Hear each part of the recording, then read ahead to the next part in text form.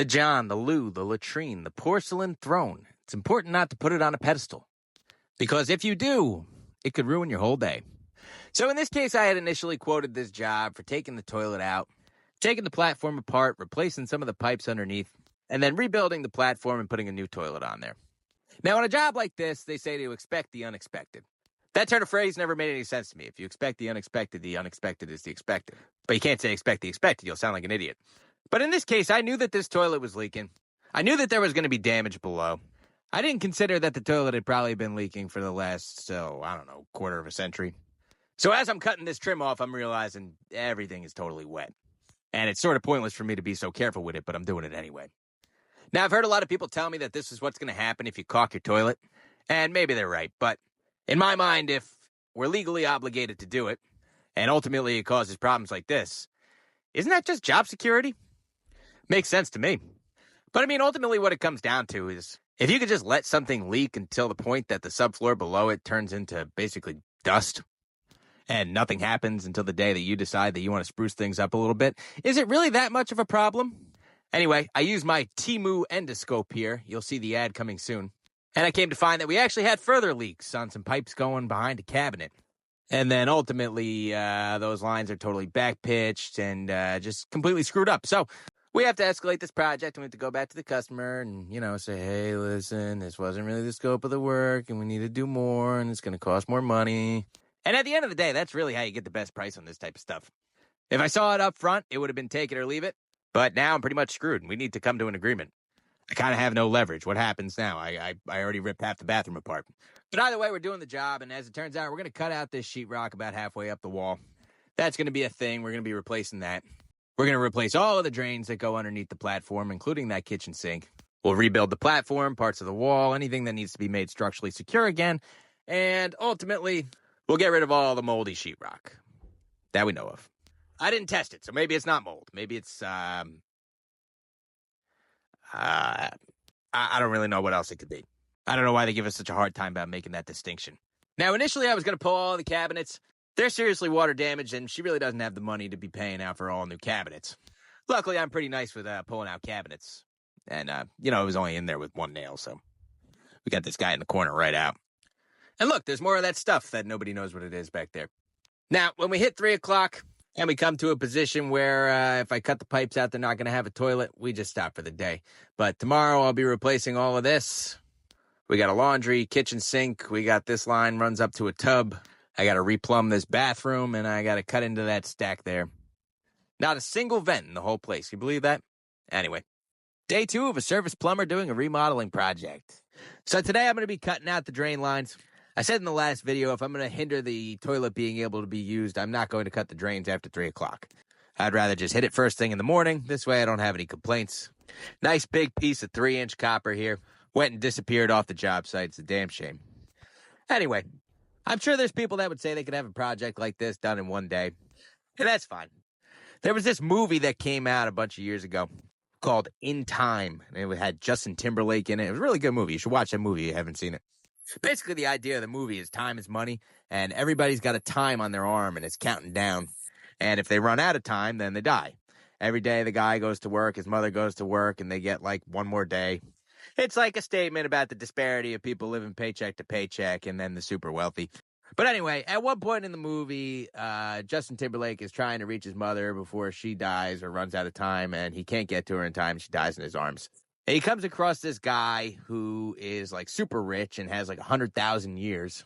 But he's, at ends with himself, and he ends his life, and he gives all of his time to Justin Timberlake. And him being distraught and pissed off about poverty, he uses that time to be able to get into the neighborhoods, and he goes to the super wealthy neighborhood where you have to have, 100,000 years just to get in. And everybody's super relaxed in this place. And he goes into a diner, and being he's from this poor neighborhood where he doesn't really have a lot of time, he eats his food really fast.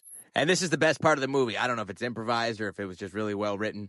But the waitress comes up to him and she goes, "Are you from around here? You do everything really fast." And so he looks at her and he goes, "Not everything." And then she just smiles and walks away. Dude's mother died in his arms because he probably couldn't get off fast enough.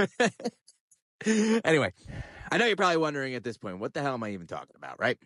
But getting back to what I was talking about before, if anybody wants to come to me and tell me that I do everything slow, Tell you right now, not everything. But so you can follow along here. We're adding some venting inside of this bathroom. We got 2 Studer vents going in on this job. They're AAVs. The purpose of them is to open on a negative pressure so that you don't siphon your traps. And I'm going to be building a platform. I had to replace the bottom part of this wall. It really just holds sheetrock. Yes, this is pressure-treated wood. Before you got to go give me a hard time about it. And we got to hurry up and kind of get to the point of this. We got a platform, and then we're going to turn around. We're going to put plywood. And then we're going to go and we're going to put some stuff on the wall so we can put some sheetrock up. And then we're going to go do the worst spackling job you ever saw, and we'll come back tomorrow. Probably 6 more coats. So we're back on this bathroom repair. And by back on the bathroom repair, I mean that somebody else is back there because I've got no heat calls today. So we got a steam boiler that this customer says is leaking. This is probably the oldest steam boiler that most of you are ever going to see, but it's somewhat commonplace in the Northeast.